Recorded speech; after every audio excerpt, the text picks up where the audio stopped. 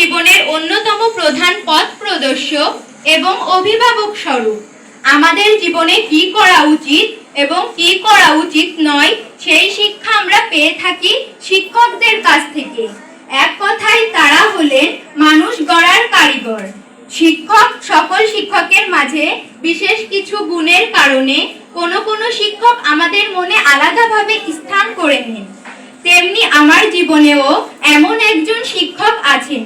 তিনি হলেন আমার প্রিয় শিক্ষক মনিরুল ইসলাম স্যার।